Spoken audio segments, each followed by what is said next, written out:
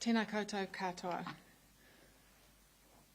50 years ago, children and young people were being tortured at Lake Alice Child and Adolescent Unit.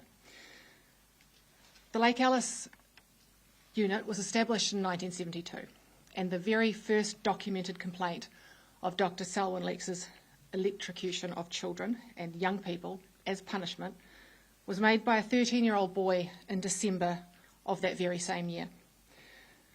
The complaint was amongst half a dozen documented similar complaints made to authorities by children and their families in a 6-month period. But none of these complaints were acted on. If they had been, hundreds of children could have been saved from these horrors. Children as young as 5 years old were sent into a place of abject horror, where they were subjected to torture and abuse at the hands of Dr. Selwyn Leeks and his staff. Most of them were not mentally unwell. They were scared children. Some survivors didn't know, or don't know to this day, why they were sent to the Lake Alice Unit. In the following years, dozens more complaints and concerns were made to every government department that had some connection to the responsibility for Lake Alice. Complaints were made to police officers, social workers, heads of departments of social welfare, education and health, the medical council, the ombudsman, district inspectors, doctors and nurses. And none were sufficiently acted on. The Crown utterly failed survivors when we owed them a duty of care and protection. And this month marks 5 years since the United Nations Committee Against Torture first found that New Zealand was in breach of our obligations under the Convention Against Torture. It is to successive governments' shame that it has taken this long to take responsibility for what happened. Our acknowledgement on the 24th of July that children and young people at the Lake Alice Psychiatric Hospital Child and Adolescent Unit were tortured, as defined in the United Nations Convention Against Torture, was decades late.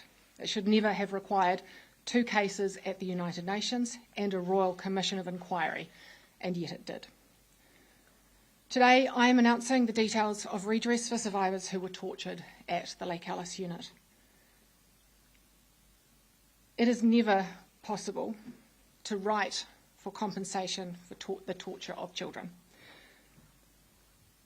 The Cabinet has agreed to recognise those remaining survivors for the torture that they suffered in the care of the state. It also serves as an expression of our immense regret as to the countless ways in which they were utterly failed by so many people for so long. Redress will consist of 3 components. A one-off payment which recognises the torture of children and young people, a new written apology from the Prime Minister and the Minister of Mental Health, which explicitly acknowledges torture, and facilitating access to support and rehabilitative services. Survivors will be able to choose either an expedited payment of $150,000 or an individualised process where each claim is assessed by an independent arbiter who will make determinations on payment amounts. Both will be administered through the Crown Response Office, who are responsible to me. Up to $22.68 million has been set aside, including operating costs. I have had the privilege of meeting Lake Alice survivors who have made very clear to me the importance of choice. For some, certainty and pace are the priority, but for others, an individualised process is far more important. Our approach provides flexibility for survivors and is more responsive to the different experiences of torture that survivors had at the Lake Alice Unit. Independent legal advisors will be available to assist survivors in the decision about which pathway to opt for and any other legal advice required to inform their decision. The appointment of an arbiter and their terms of reference will be considered by Cabinet early next year. They will be expected to consult with the legal representatives of the survivors on the principles and considerations they will use to determine individualised redress payments. Survivors are right now able to register their intent to make a claim for torture with the Crown Response Office. The details of how to do so are on the office's website.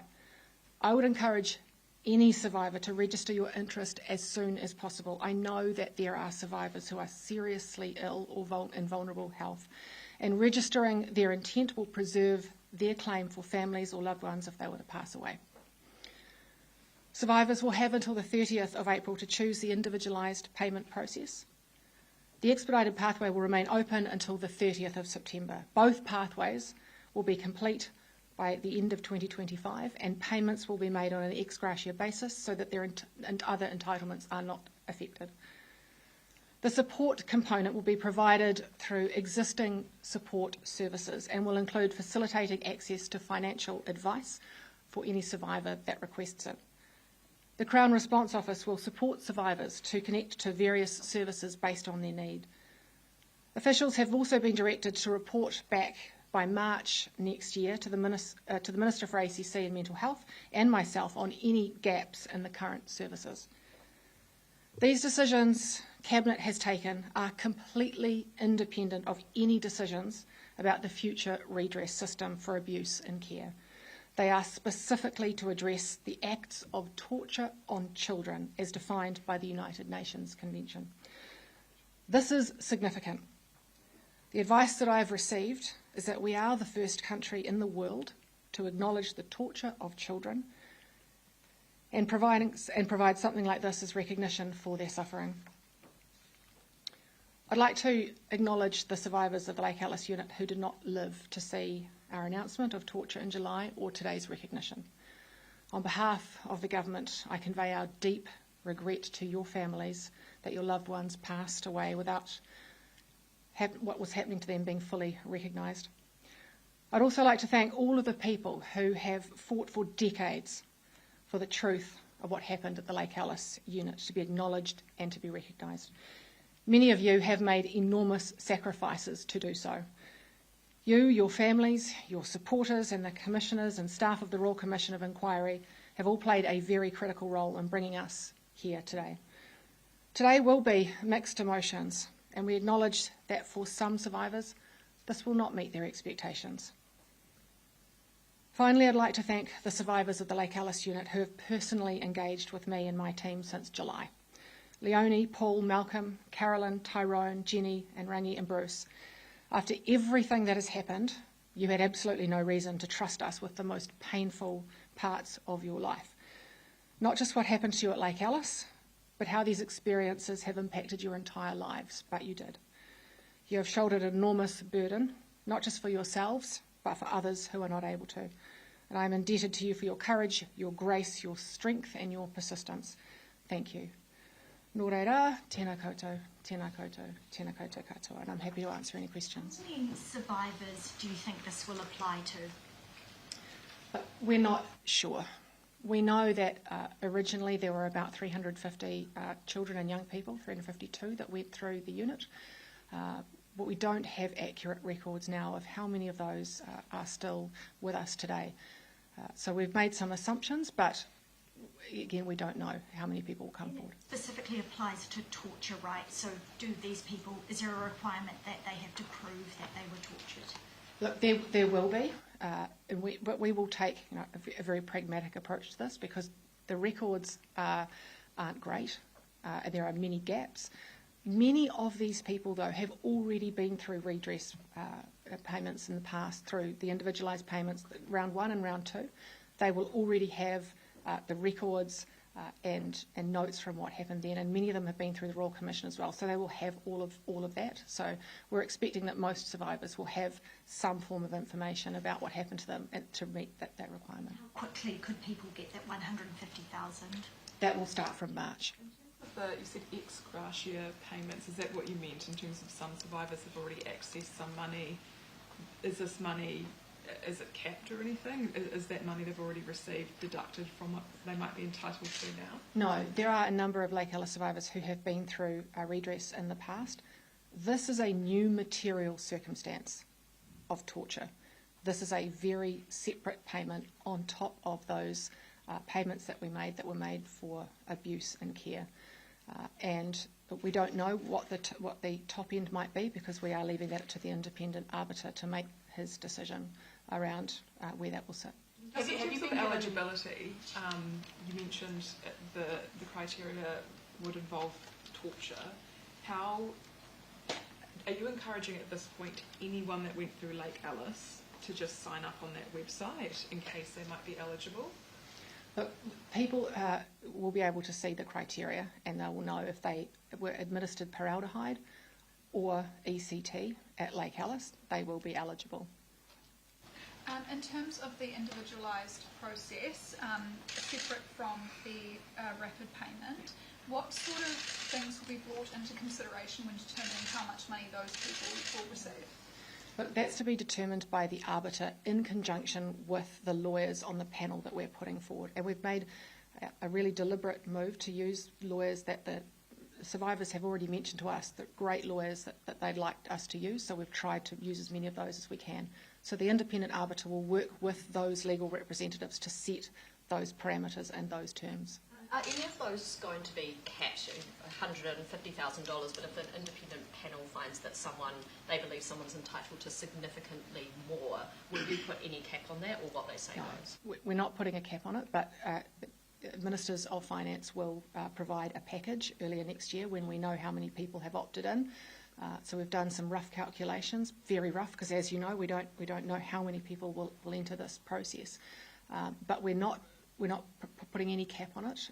It'll be up to the arbiter to make those decisions on where people sit. If someone goes through the rapid payment scheme, gets $150,000, they potentially see someone with a comparable situation go through the individualised process, they might get significantly more. Can they then go and apply for more to retrospectively go through the individualised process, or once they've signed up for the rapid payment, is that it? Yeah, look, survivors will have that choice. Either the rapid payment, for many of them that's what they want, or the individualised pathway, but they will need to choose one or the other, and that will be fine. Advice on that, right? You Yes. said that you'd have legal advice, So if they're confused or not sure about that, they will have independent legal advice, independent from the government. They will have independent legal advice available to them. But I'd also just go back to what I said earlier about most of these people have been through redress before, and they know broadly where they sit because they've done all this before. And so they have also that information available to them, but it's really important that they sit down with their legal representatives and work through that process. Is $150,000 a final figure for you if the arbiter takes one case and comes back and comes up with a figure that is significantly higher? Will you change that $150,000 to be more in line with what the arbiter finds? No, the Cabinet has set that amount and we won't be changing it. How did you arrive at that $150,000 figure, and can that really truly compensate for the horrors of torture? No, as I said in my opening remarks, that there is nothing that we can do that will ever make up for the horrors of what happened at Lake Alice. But it was important to Cabinet to provide survivors with the recognition for the torture that they suffered. And can I just say that, as I said in my opening remarks, we are the first to acknowledge this. There is no direct comparison. There are some other countries who have paid out for acknowledged torture in very different circumstances. So, there are no direct comparisons here. Family members, so for those who have died, are their family entitled to anything under this approach? This was something that Cabinet considered really carefully. We have decided, as we did with the legal payments and other payments, that in order to register, the survivors will need to be alive. And we have made that in conjunction with previous decisions around redress. So the current redress system, you do need to be alive in order to register. But if you pass away during that time that you're going through the process, your family can continue on. How did you balance coming to that decision, given in your opening remarks you talked about how this had taken an unfairly long amount of time on successive government swatches? Yeah, you're right, and it was a really tough decision. It wasn't an easy one to come to. There are some people who've passed away in the last 3 months. There are some people who passed away in the last 5 years. There are some people who passed away soon after they left Lake Alice. And so it was a Cabinet decision to keep it in line with all the other redress payments. We've heard a lot about how a redress system isn't fit for purpose for a range of reasons, but Do you agree that that principle should stand going forward? No, I'm being very clear today that this is completely separate. Cabinet looked at this in a completely different light as a new material circumstance, and the fact that we had been found not to meet up to our obligations under UNCAT. So it was completely separate. It will have no bearing on what we do in the future when we look at redress, because it is a completely separate and different thing. And my question was just about whether you think that principle of abuse survivors needing to be alive to access redress, should that be something that is carried on in the future? That will be a decision that we haven't made. I mean, it already happens. We've been paying redress for survivors in state care since the early 2000s, and it is the case that you do need to be alive in order to start your claim. It's not up to me whether or not I agree with it. It'll be a cabinet decision as to what the parameters are in the future. We haven't made those decisions yet. The pot of money, the 22.68 million, do you commit to all of that money going to survivors or support services for survivors, or is it a matter of just spending what is needed or wanted? Well, it depends. As I said earlier, we don't know how many people are going to come forward, so we tried to set an amount based on some broad indicative figures. We set that at sort of a higher level because we just really don't know. But we will make the payments as per the people that come forward, and for the expedited payment and the people that are paid out. Cabinet signed off on that chunk of money being for Lake Alice survivors. You'd think naturally it would all go to Lake Alice survivors regardless of who applies for what. The way that we're operating it is that we will draw down the amount that we believe that we need, and Cabinet finance ministers will make that call early next year once we know who's in the process. So we set a high figure contingency that we can draw on. Having what you said earlier, just having no bearing on future redress for survivors. Can I ask, is there any, because you have done work with this, talking to people about how to implement this redress, there will be no similarities between this and future redress? Well, we don't know at this point. We have yet to make decisions on future redress. There are a number of considerations that we have to make. We're working through that process at the moment with my Crown Response Office, and those decisions will be made by Cabinet next year, but they will be looked at differently and separately than what we've done today. How that does look though, like what sort of work are you doing into that particular area? Look, there's a huge amount of decisions to be made around timeframes and amounts and people, and a huge amount of decisions to be made. And I've had some of, you've asked me in the media about types of people that might be eligible, and my consistent view is that we don't know yet because we have not taken any of those decisions. How likely or unlikely is it that you'll need more than the 22 mil? I don't think it's very likely at all. You don't think? I don't believe we will need any more. Because that's about 150 people at the $150,000 mark. I know it's rudimentary maths, but that doesn't. If there are more than 300 people who went through that unit, that seems relatively low, doesn't it? We know that many of those people have passed away. We know that about 240 odd people have gone through the two redress systems so far. Many of those people have passed away.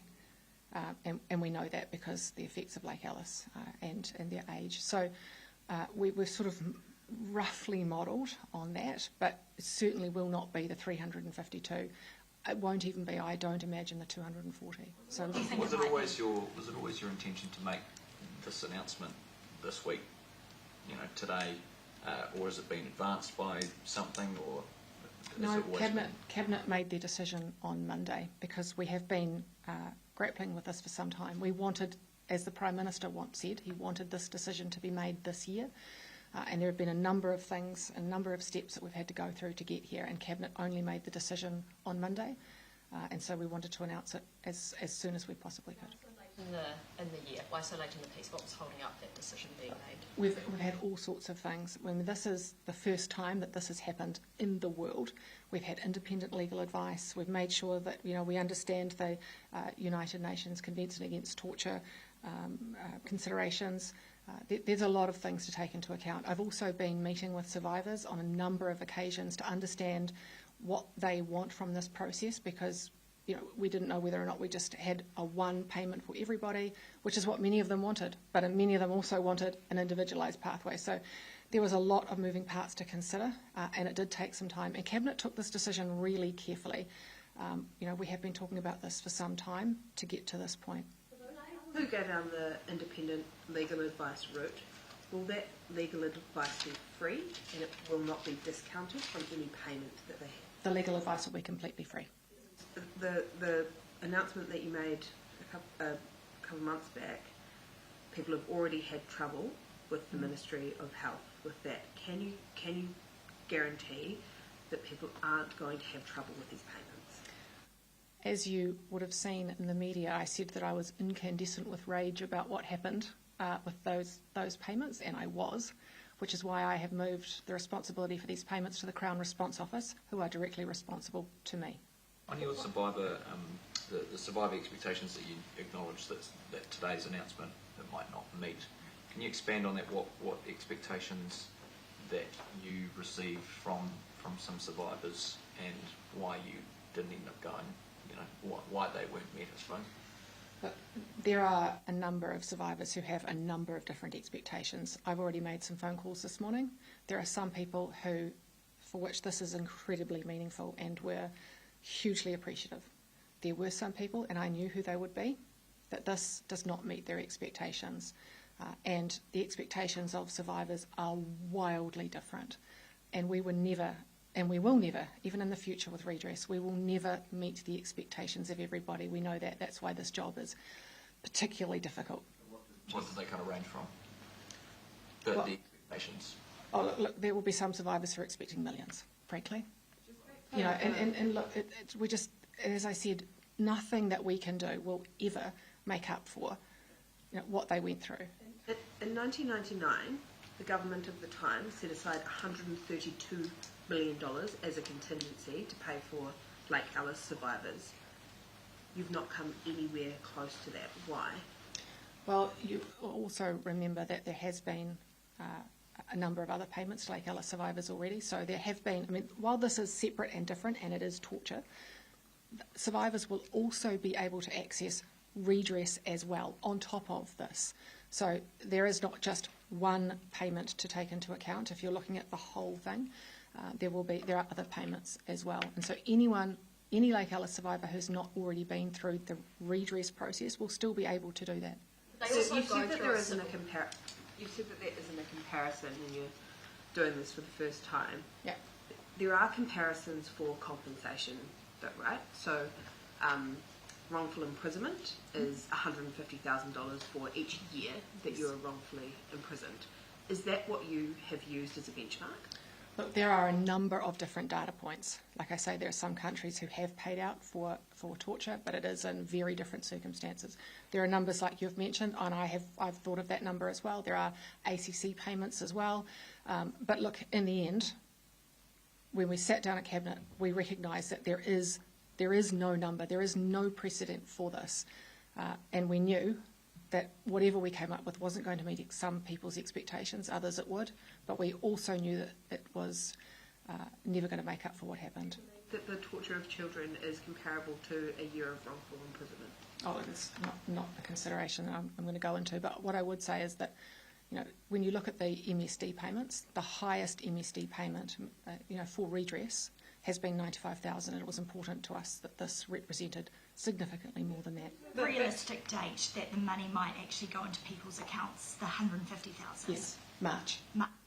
And just on the dates, why have you set a cut-off there, both for the different parts of the scheme? We know that for some people there has already been time, but for some people it takes them a while to come forwards. They might not hear the news, they might not have the ability for a variety of reasons to do that. Why should some people in a short period of time be able to access it and not into the future? But we know many of the survivors, and we would make every attempt through our networks and through their networks to contact as many of them as possible. Firstly, just to register, to get started with this process. It's really important to us to make sure that we had this done next year, because we don't want people to continue to wait. And we know that there will be people, as I said, who need, frankly, that immediate payment, and others who can would want to go through the individualised process. But it was important for us to make sure that by the end of next year, we had acknowledged torture at Lake Alice to all of those survivors. If someone came forward in October, November, December next year and said, I missed this, I've missed the cut-off, here's my claim, would you still consider that? Look, it's not something that Cabinet have decided. We haven't made that decision. We put these in place so that we can start to make decisions around what does the package look like for the individualised process, and that's why we had to set those dates. Is there anything you can do for the family members of people that have died? I know you're going to send a fresh letter of apology as part of that 3-step process. That's something that you could do in lieu of being able to give compensation or redress money? Look, it may well be something we could take into consideration because we do have some of their details, but certainly for the vast majority of them, we won't have contact details. No sort of commitment on that. It's just, I guess, what you've been able to say today to family members that might be watching this or reading articles after, in terms of what acknowledgement they can take on board for the person that has died. Like as I said earlier, it was a really tough decision to come to for the parameters that we set around this. Look, it's something that we can consider, making apologies to those family members, but as I said, we don't have contact details for even the people that are still alive, let alone the many people who have passed away over many, many decades. So it would be... Services, you mentioned financial support services, anything else? Also access to existing services. We know that for many... Is it like counselling and... Counselling and rehabilitation through existing services like ACC.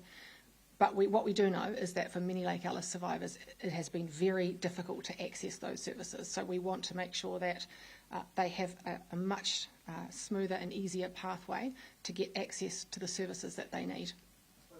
Further to Laura's question, if you're saying you're going to have hard deadlines on when applications have to be made or interest needs to be registered, and you're saying you guys don't have contact details for people who went through this, let alone their families.